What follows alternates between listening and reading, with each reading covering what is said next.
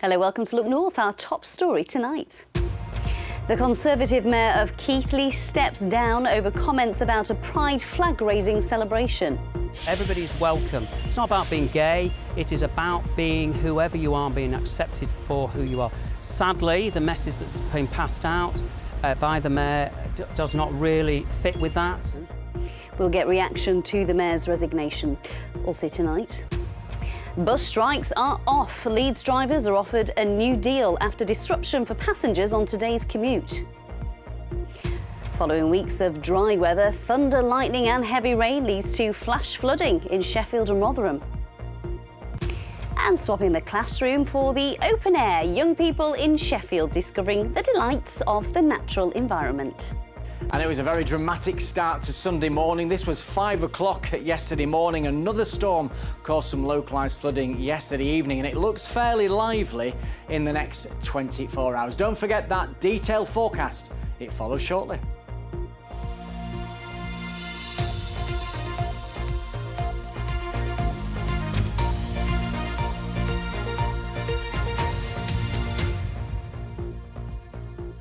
It's Monday, the 19th of June. Thank you for your company tonight.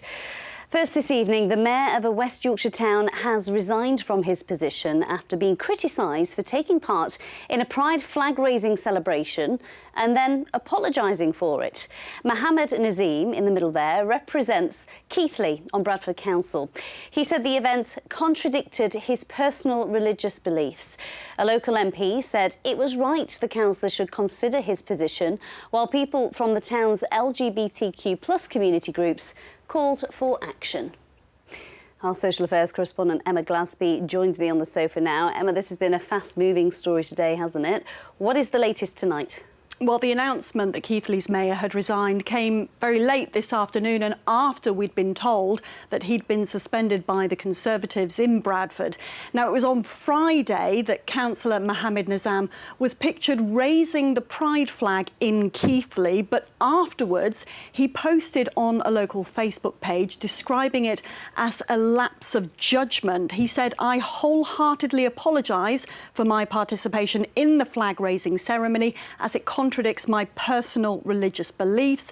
I want to emphasise that I've also personally repented for this error and reflected deeply on the consequences of my actions." Now, that Facebook post led to him being suspended by the Conservative group on Bradford Council, but this afternoon he announced that he'd resigned as Keighley's mayor with immediate effect. He said that raising the flag for the LGBTQ community did not conform to his religious beliefs, and that's why he apologised. Now, his statement today reads, "By my apology, I did not mean any harm to any member of my constituency. My religion teaches respect and tolerance for all and the law of the land." He also confirmed that he will continue to work as an independent district and town councillor. Now, David Shaw is the chair of Keighley Pride. He told Look North today that he had asked the mayor to raise the pride flag, as he had done with other mayors in the town in the past. He agreed to do it, and that was very brave of him. He has to stand by that, but obviously then to retract that in the way he did, it's just really quite unacceptable, and we are where we are. It's a very sad place. Obviously, as mayor, you need to represent everybody, you need to be inclusive, and obviously that statement means that it goes against that. And it sounds like there was pressure for him to step down as mayor, is that right? Yes, the Keighley and Ilkley MP, Robbie Moore, who was pictured alongside Councillor Mohammed Nazim raising the pride flag, told Look North that he rejected the mayor's comments and he did call on him to consider his position as mayor. Now, Robbie Moore has said in a statement today, "I have been made aware that the mayor's attendance at the pride event prompted threats of violence and hateful abuse. Such behaviour has absolutely no place in Keighley." Now, Councillor Nazim had only been Keighley's mayor for a month, but now, of course, the town council will need to elect a new one. Emma, thank you. Next tonight, a bus strike in Leeds involving 800 drivers has been called off following negotiations over the weekend. Services in the city were affected yesterday and today, but First Bus say they will run as normal from tomorrow. Here's our transport correspondent, Spencer Stokes. Workers out on the street, buses off the road. A dispute about when bus drivers receive their annual pay award, April or October. The strike was indefinite and could have dragged on for weeks. But after a meeting with managers this morning, the Unite union agreed to suspend the action. There'll now be a ballot to see if members support the new offer. The Union Committee have recommended acceptance to it, so we believe it's an offer worthwhile of recommendation. So on that basis, we hope that the members take our recommendation and accept the offer. With these things, you always get a little bit of angst to begin with, but once you explain it to them and the rationale behind it, then actually most members were supportive of what we've done. First Group say, we are delighted to have agreed a pay settlement and that Unite has postponed its industrial action immediately. Our team is now focused on preparing for a return to full services across our Leeds network from tomorrow. With around half of the company's buses off the road, the strike brought disruption to passengers this morning. I stood at the bus stop nearly 2 hours just trying to get to work, so it really wasn't on at all. I guess these are people just like me trying to feed their family, so I do understand where they're coming from, but that doesn't take away from the fact that it's really affecting everybody, myself included. Yeah, there's too many strikes all over the place at the moment, isn't there? But what are the government doing? Nothing. So what can Do you support the bus workers then, the drivers? I know what they're doing it for, I get it, but we all need a pay rise. I can't just say I'm not going to work. Honestly, the bus drivers, they're doing a great job. I always respect what they are doing. You know, they are all waking up at 4 in the morning to pick people, passengers to get to work. A similar strike on Arriva a year ago took a month to resolve. On First Bus in Leeds, both sides are hoping to avoid a prolonged dispute. Spencer Stokes, BBC Look North. Now, did you get the rain last night? It was a welcome relief for many, especially for the gardens. That hot weather was also broken by thunderstorms. Well, in South Yorkshire, there was even flash flooding. Western Park weather recording stations say short, sharp shocks are becoming more common. Tom Ingle reports. Upwell Street near Meadowhall yesterday afternoon. Oh, look, you've rescued them. A vicious downpour leaves a car and its occupants trapped by rising water until they are finally led to safety. As they climb out of the flood, look over on the edge of the frame where the people are standing. You can see the drains are completely overwhelmed. It's not even 24 hours after those pictures were taken, and well, it's like it never happened. The road is completely dry, the traffic is flowing, but you can see how Upwell Street has to dip down here so large lorries can fit underneath the railway bridge. That makes it a natural place for flash flood waters to collect. What was happening with the car here? It was just stuck, couldn't move nowhere. People got out before it got too bad. At least they were safe, but it was bad. I've lived here 24 years. When the rain is like this, it is bad on this area. I think they should do more drains, put more drains on it. At the same time, there was mopping up to be done at Rotherham District General Hospital, where water flowed through the doors of A&E. The day had started dramatically too. Before dawn, thunderstorms broke the hot spell and doubtless many people's shut-eye. So these are our rain gauges. Western Park in Sheffield is one of the country's oldest weather recording stations. After a month with practically nothing to mark on their rain charts, yesterday they recorded 6.1 millimetres in an hour, twice. The majority of this will have fallen in the last 48 hours. It's becoming more frequent, seeing really short, sharp shocks. Normally a big rainfall event might be 50 millimetres within a 24-hour period. So if you extend that hour out and multiply it by 24, then it would be getting onto a big statistic. But 6.1 millimetres an hour, not that unusual. Still alarming, though, for those caught up in a flash flood or cleaning up afterwards. For a city which well remembers the devastation of 2007, a deluge is enough to unnerve. Tom Ingle, BBC Look North, Sheffield. Certainly was enough to unnerve. They're amazing, those pictures, aren't they? We'll have more with Paul at the end of the programme on the weather. We can ask him if there is more flash flooding on the way and what the summer is looking like as we get closer to the school holidays. You are watching Monday's Look North, still to come on tonight's Look North. And we're at the Ilkley Lawn Tennis and Squash Club, where the biggest tennis event in the north of England is underway.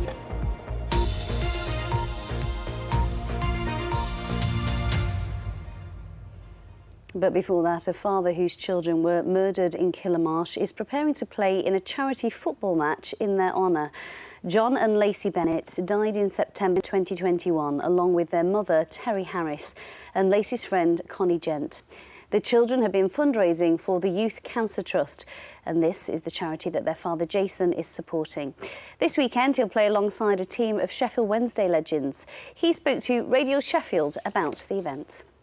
When I lost my children, I always said that to myself, one day I want to do a football match in memory of them, but I never expected it to be this big. This is my focus at the minute. This is my happy place doing this, and without everyone's support and help doing this, I don't know where I'd be. I truly don't.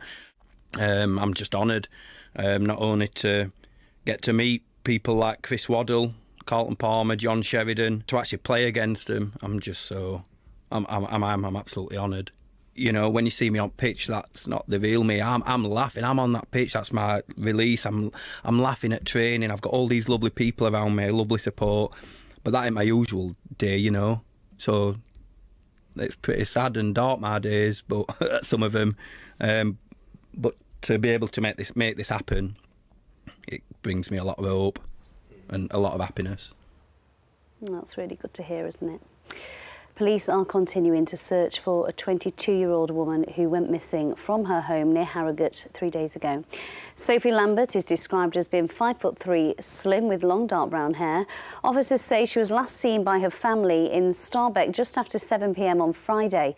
Concerns are growing for her welfare, and extensive police searches are currently taking place in the Nid Gorge area with assistance from Search and Rescue. Her mobile phone, hoodie and bank card have been found by a member of the public. It's very much out of character for Sophie to be missing for so long. We're hoping that we can have a positive outcome and find Sophie fit and well, but as time goes on, we do have concerns over her. And our specialist search teams are focusing on going out from the area that the items were found and also along walking routes, and we have an underwater search team focusing on the water specifically as well. MPs will tonight vote on a report which says Boris Johnson lied to Parliament about illegal gatherings that took place in Downing Street during the pandemic. Next month, voters in Selby will get the chance to vote in a by-election triggered by the resignation of the Conservative MP Nigel Adams. David Rhodes has been speaking to voters in the constituency about the legacy of what is known as Partygate. It is the political scandal that has been running for nearly 2 years, known as Partygate.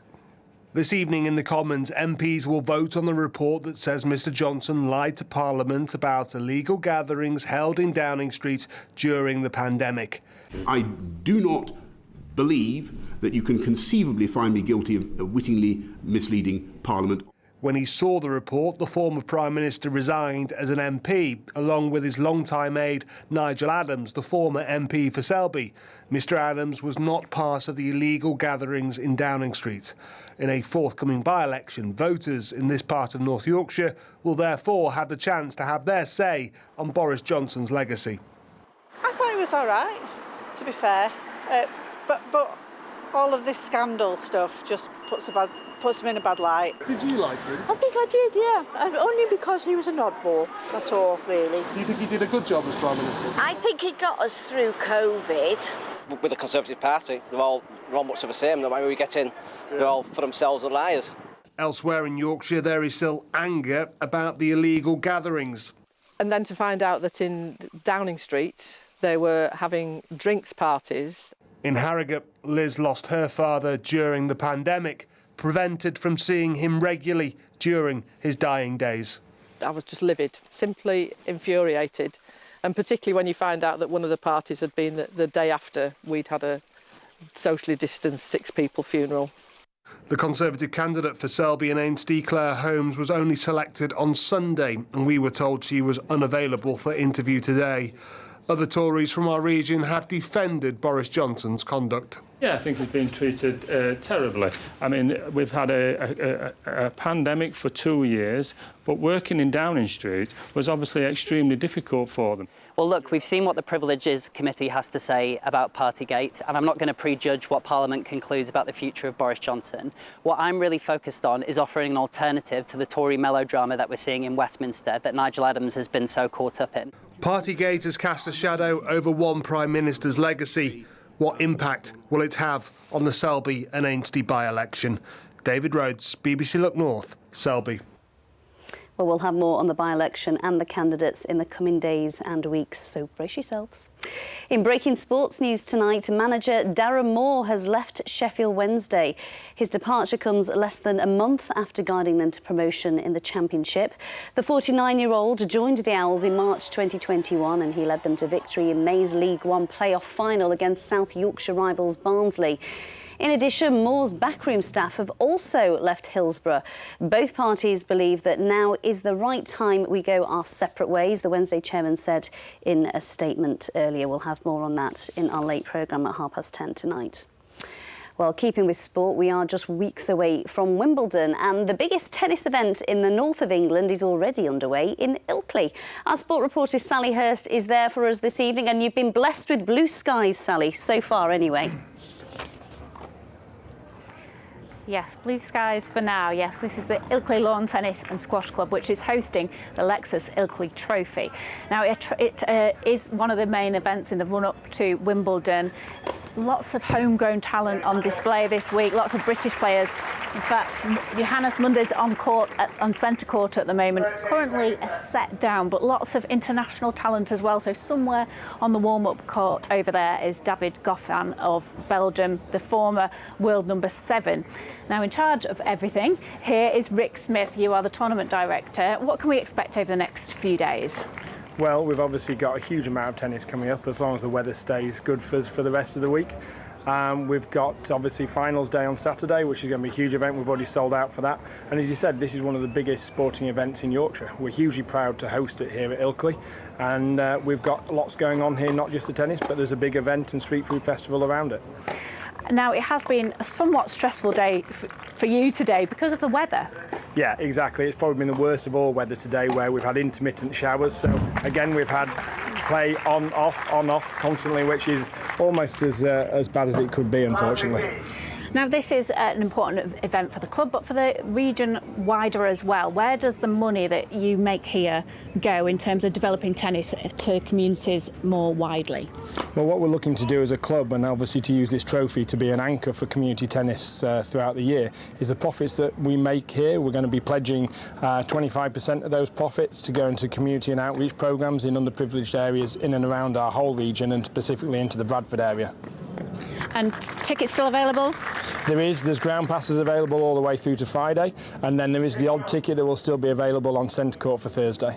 Brilliant, thank you, Rick. Thank you. Well, play is going to continue this evening, but let's turn to some other sports news now. And in Rugby League, in the Women's Challenge Cup, the Leeds Rhinos and York Valkyrie both made it through to the semi-finals. The Valkyrie extended their unbeaten run this year with a runaway 54-0 win over the Cardiff Demons yesterday. They'll face St Helens in the last 4, and the Rhinos will play Wigan after beating Lee. And in the Men's Challenge Cup, the York Knights, they were the last remaining non-Super League team left in the competition, so very much the underdogs going in to their game against Lee. But they did push the Leopards right to the edge, though. A superb effort from AJ Towers, this. Watch this, as he brilliantly keeps the ball in play for Miles Harrison's try. York led 14-6 at the break, and it looked like a cup upset might be on the cards. But in the second half, Lee fought back, with Tom Briscoe scoring the final try of the game as they won 34-14. Well, that's it for now from Ilkley. The play will continue until light fails later this evening. Lots going on over the next few days. Lovely, thank you. It looks glorious. Let's hope it holds out. Thank you, Sally. Now, you know that old saying, don't believe everything you hear. Well, as technology changes the world around us, Jacob Tomlinson has been investigating why it could also be the case that you don't believe everything you see as well. Take a look at this. Ever since its creation in the 1800s, the world of photography has been constantly changing. From film to digital, black and white to colour, and now to its newest change, artificial intelligence, or AI for short. Recently, there's been a development in the image editing software known as Photoshop. The latest update allows users to modify their images by simply telling the software to do it for them. Take this image, for example. If I wanted to make it bigger, I would usually have to either stretch it out or fill in the gaps myself. Whereas now, I can simply tell AI to do it for me. And to be clear, this isn't real. The filled-in gaps aren't actually what it looks like in real life. It's all been generated by the computer. Let's say, for example, I wanted to get rid of this subject or add a tree here and a castle there. Well, AI lets me do that. What's come about now and what's on offer to the photographer now is really beyond any amount of editing. It's creating a new reality. Simon Hill is a photographer from North Yorkshire and has captured images like these from across the globe. We can now, using just a written description, create an image from nothing. That, to me, is not photography. What we've got now is a risk that we can create images, not photographs, but images that look like photographs that present an alternative reality, a fake reality. But the technology isn't all bad. You know, we can use that technology to make our real photographs even better. So as the software advances, should we be worried about being misled? Cheyenne is from the BBC's verification team. While the sort of cheap fakes, as some people call them, are still, in my view, the main issue right now, that may not be the case 2 years down the line, because these AI images are extremely good and they're getting better and better at a confounding pace. The technology to actually be able to tell that they are not real is also at the same time getting really, really good. The company behind the software, Adobe, say they hope to empower users with this technology and have measures in place to be able to identify images altered using AI. Where will the future take us? Where will AI take us? I've no idea, really. The potential for AI is, for good and for evil, is huge. Jacob Tomlinson, BBC Look North. Fascinating and terrifying all at the same time, isn't it? Finally tonight, hundreds of school children in Sheffield have been learning outdoors today on a special day focused on the issues of climate change. They've been taking part in a range of activities to help them find out more about the importance of the environment. Sabia Pervez went down to the woods today and she got a big surprise. Lightly knock it down, that's it. Today's classroom is out in the woods. 550 students gathered at Lidgett Junior in Sheffield from 4 different schools across the city, swapping their pencils and rubbers for tent poles and tarp. Hey Miss, I'm building a fire, okay? Immersing themselves in the environment around them. Well, it's a gorgeous afternoon here in Sheffield, and these young students behind me could be cooped up in a classroom, but instead they're in these woods. They're loving it and they're learning about the world they live in. Children have the right to a quality first education, which includes outdoor learning. Outdoor learning is vital for the children's physical and mental well-being. Children thrive outside in nature. Post-COVID, post the pandemic, we've got lots of children with physical and mental health issues at the moment, and getting them outside and letting them thrive, that's what we're trying to do as teachers. That's our role as a teacher. And the students couldn't agree more. I absolutely loved it, being outside, and I think I'll take away a better understanding and knowledge of my world and the damage and the harm that's happening. In the future, the children are going to be the adults and they're going to need to know what they're dealing with. Whilst some children got hands-on with nature in the woods, is there anything here, guys? Others were using traditional subjects like English and art to express their thoughts on the environment they live in. We've been creating chalk graffiti and poems on the ground to spread the message that nature's beautiful, but we need to do more to look after it. As the school day draws to an end, tomorrow they'll return to their classrooms with memories of the fun they had, but also knowledge of the care they must take of the world around them. Sabia Pervez, BBC Look North, Sheffield. Now that looks like my kind of school. And keeping with the subject of climate change, Paul, we had that flash flooding last night. Of course, we've had loads of heat leading up to that. Yeah. It was really welcome for many of us, but are we going to see much more of this? I think so. I think the flavour of the flash floods last night, I think we're going to see more of that this summer. The Met Office have said that we are at high risk from repeat heat waves. You know, and the planet's, you know, really warm. The North Atlantic's warmer than average, the North Sea's warmer than average. So I think we're going to see more of that. And is that what triggered it, the heat? Yeah, well, prolonged heat? No, there's all sorts goes into it, but the warmer a body of air, the more water vapour it can contain. And so when thunderstorms occur, then you get heavier rainfall. So that's the sort of physics behind it. I was going to show you a picture of this lightning in Sheffield, but having seen Jacob's piece, I don't know whether it's real or not, but I think it is, because the timing was 5 a.m. on Sunday morning, and that picture was repeated actually yesterday evening when we got that very localised flash flooding. It wasn't a wide problem, but flash flooding nonetheless.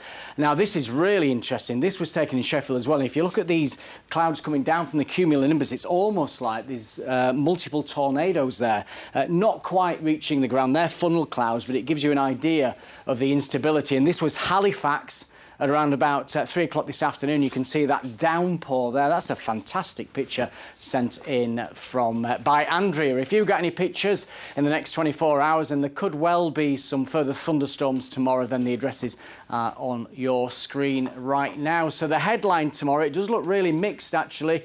There will be some sunshine, especially later in the day, but we're going to see some thundery outbreaks of rain working northwards through the morning, and then it brightens up later with sunshine and risk of further scattered thundery showers. There's a feature moving through us, and then really we're in no man's land for the rest of the week. Plenty of sunshine, it will be warm, always a risk of a shower, but it looks like heat's going to build again next weekend. Temperatures could reach 27 or 28 degrees once more.